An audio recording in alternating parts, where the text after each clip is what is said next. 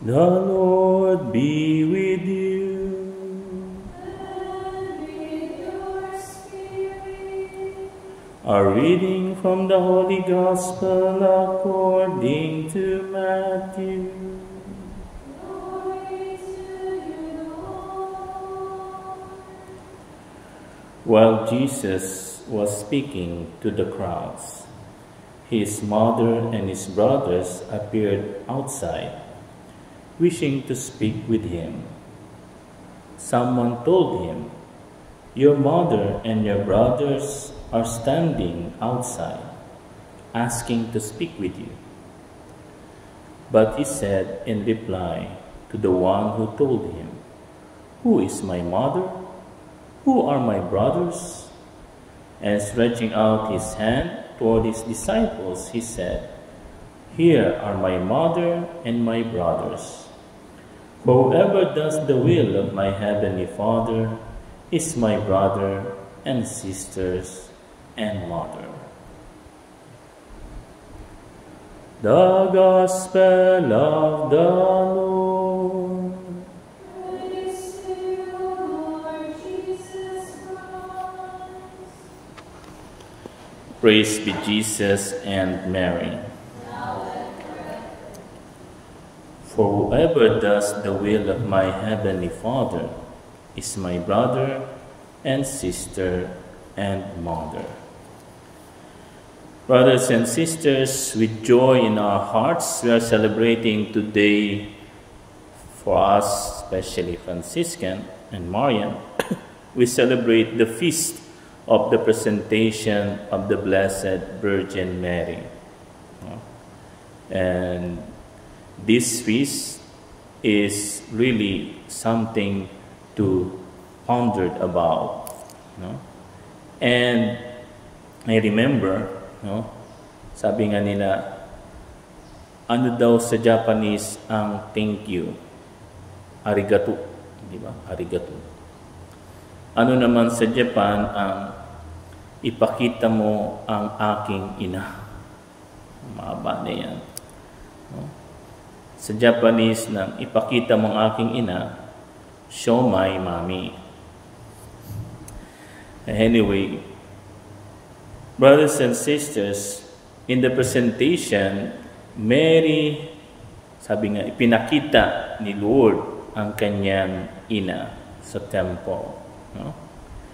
And if you read the second reading of the office today with Saint Augustine, you have to really read it in continuation through the tradition and teachings of the church and not only one father, Kasi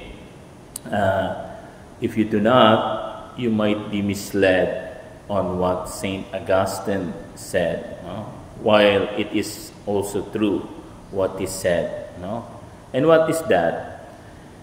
In the feast of the presentation, Mary is considered both mother and disciple. Mother and disciple. And in the context of St. Augustine, he underlines more on the discipleship of Mary. And it is not wrong, of course.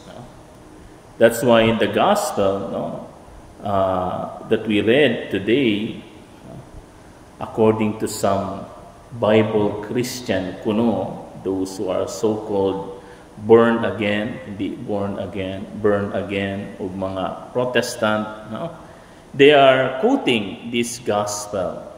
They said, you see, look, Jesus said, whoever does the will of my Father. It means, why should we put emphasis on Mary, while we can be both mother and disciple of God?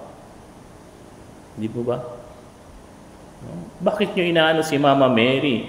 Samantalang mother lang siya. He is not even in the Bible mostly evident his discipleship. But no.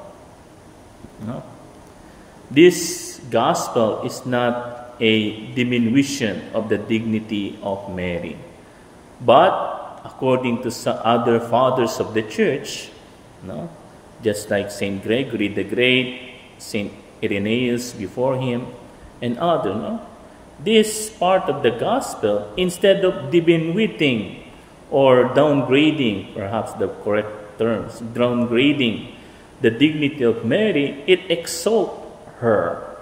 Why? No? Because Mary is the perfect disciple of the Lord.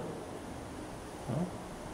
Nobody has followed Jesus more closely, more intimately, and more fully than Mary. No? And if you read well the second reading of St. Augustine, he said, no, that the faith of Mary preceded her. No? Then she became his mother. No? Kaya nga, you know, the presentation of our Blessed Mother is the presentation of a perfect disciple of the Lord. No? And you will ask, perhaps yung iba sa inyo nagtataas ng kilay, perfect? No? Yung word na perfect, no? Yes. No? Because perfection is not a something, what do you call it? Yung fixed na. Remember, if you studied the true Mariology, no, yung mga tinuturo ng totoong Mariologists, no, Mary, in her life, not every moment of her life was detached from the will of God. Never. No? Kahit isang minuto lang, segundo, yung will ni Mama Mary, hindi humiwalay sa kalooban ng Diyos. No? Firstly, we heard of it, no, in the Annunciation. No? When the angel Gabriel said to her, no, you will be the mother. He said, fiat voluntas tua, thy will be done. Yes. No? Is Mary ignorant, just like what other theologians is telling us? No. Mary is not ignorant of what it means to be a mother of God. No. Because of the presentation. No? Because he was offered to the temple. How many? He grew up in the temple of Jerusalem. No? So he knew what will be the mother of God. No? And see, that's why this feast, no, instead of downgrading, it exalts Mary. Why? Because it means that he is not an ignorant woman, just like what others are telling about her, no? In some movies, no, mag-ingat kayo sa mga pelikula na po, no? Na ewan ko, may sinasabi silang palabas ngayon sa Netflix, no? Sinasabi ng mga exorcist, no, huwag nyo daw panoorin, no? Because it denotes Mary as some women, no? Na para ba, ay, nanganak ako ng bata, Jesus. As if Mary was surprised that she became the mother of God. No. Mary is not like that. No. Mary knew from the moment she was presented that she would be, no, she knew what would be the responsibility of the mother of God. No? He's not ignorant. No? That's why when Mary, no, after that denunciation, Mary really presented who she really is, no? in the economy of salvation. No? Mary presented Jesus perfectly. And I'm not afraid to use that word. Mary presented Jesus perfectly. Why? Because You see, no, a mother, no, knew very well her child. The beat of the heart of Jesus is the beat of the heart of Mary. No? Yung dumadaloy na dugo kay Jesus ay galing kay Maria. See? That's why, no, we cannot say, no, that Mary is only mother. Yun yung sinasabi ng iba. Mary is only a mother. Para bang panganakan, tapos na, no? Mary is mother and disciple. And the Second Vatican Council, no, underlines it. No? He is the eminent members of the Church, taken from Saint Augustine, from the Lumen Gentium of the Second Vatican Council. No?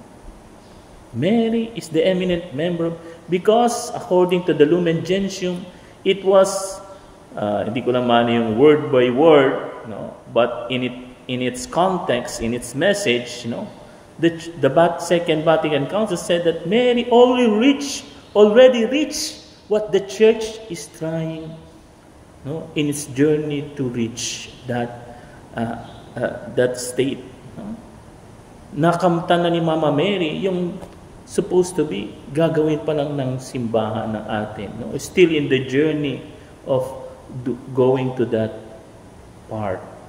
And yet, Mary already reached. Nandun na si Mama Mary. No? Sa patutunguhan nating lahat. He already received that beatific vision and the perfect conformity to God's will. No? Kaya naman, no, ang importante sa atin, no, especially us with the Marian vow, no, we should present Jesus every day of our life in our thoughts, words, and action. Kaya lang, ito na, umanda na kayo. May pagkakaiba yung to present sa to show. Di po ba? Ano sa Tagalog yung to present? Ipakita. To show? Ipakita rin. Sa Tagalog, parang walang difference, di ba? Ewan ko lang sa Bisaya, no? Mukhang mahirap, no? Pero there's a difference between to present and to show. No? Yung iba, many of us, bato-bato sa langit, perhaps including me, we only try to show Jesus and Mary. What does it mean? Yung bang balat kayo? Yung bang pakitang tao? Di po ba? Na, kita mo no? Especially when we are, of course, no, too much concerned on the external. Ayan. Too much concern to the external things. No? But you know, it is not bad. But remember, the internal should be a fruit of what is inside of us. Di po ba? And Mary, no, presented Jesus perfectly because what she had inside her is truly what she lived outside. Yung iba, no, bato-bato sa langit, no, napakaganda, no. Sister, kailangan mo ng ganito, brother, kailangan mo ng ganyan. No, bait-bait, no, sa mga youth, sa mga tagalabas, no, sa mga pagdating sa kumbento, brother, mag-pray natin. Ay, ako! Sino ka ba? Brother, kumain kayo dyan. Kayo naman dyan. Kaya tuloy, no, pagdating sa Liturgy of the Hours, no, pagdasabi, "Oh God, come to my assistance." No? Sabi tuloy yung Spirit, "Lord, make haste to help me." Sabi ng superior, no? Because of that, friar, no? See?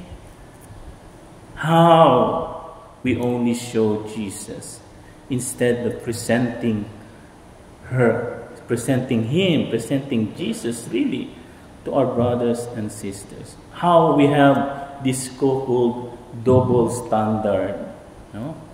Yung doblikara, sabi nga nila sa Tagalog, doblikara, no? Yung bang iba yung pinapakita natin sa labas kung ano tayo sa loob. No? Sana wag ganun, no? Let us live truly what we profess, what we as Christian really do.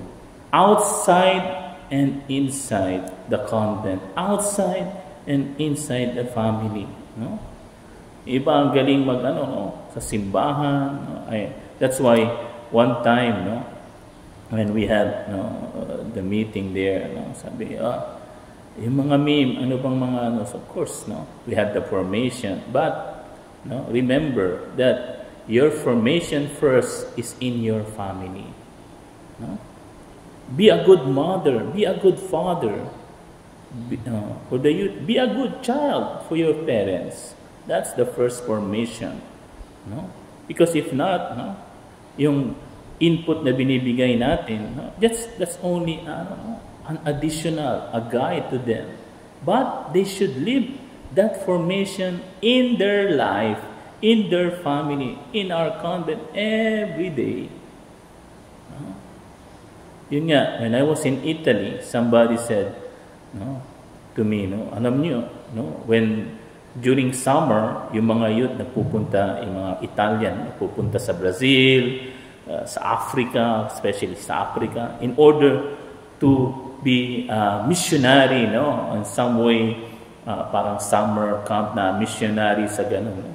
And some priests commented, no, they go to other country to serve there, whom they do not know, but here in Italy, where the parishes needed them, no?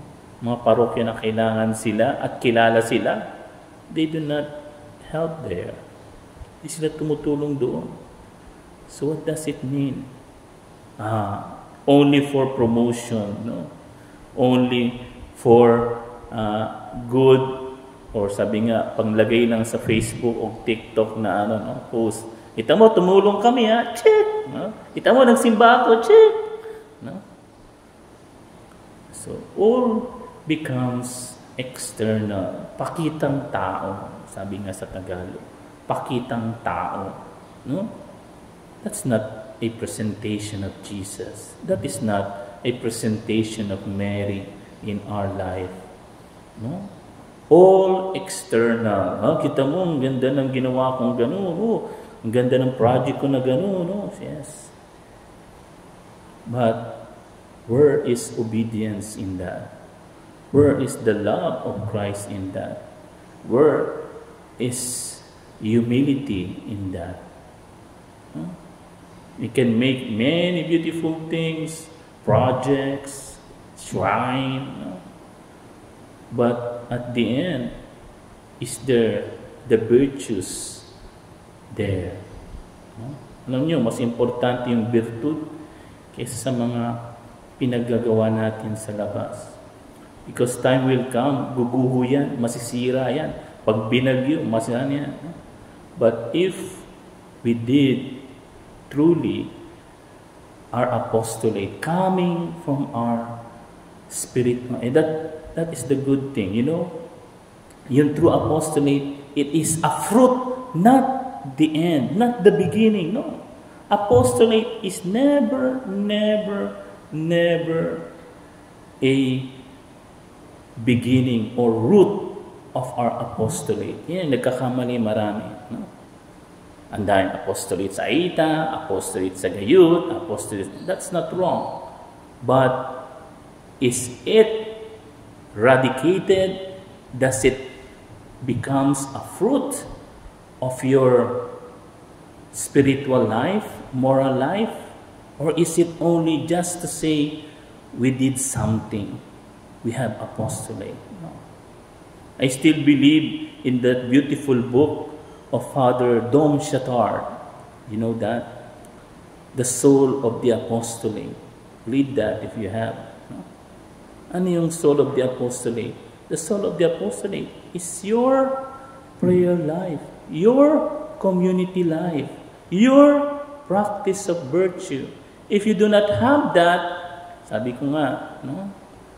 Magpagawa ka pa ng magandang katedral or shrine or basilica, that's not, it will only a show off, pakita, tao, no? Walang mangyayari at the end because there's no spiritual life, there's no virtue that we profess. Kaya nga, hingin natin kay Mama Mary to ask her the grace not to show Jesus and to show her and Jesus, but to present Jesus and Mary every day in our life. Of course, we cannot do it by ourselves. That's why we need our prayer life. That's why we need the Mass, the sacrament, in order, just like Mary, we may become a perfect disciple of Christ. Praise be Jesus and Mary.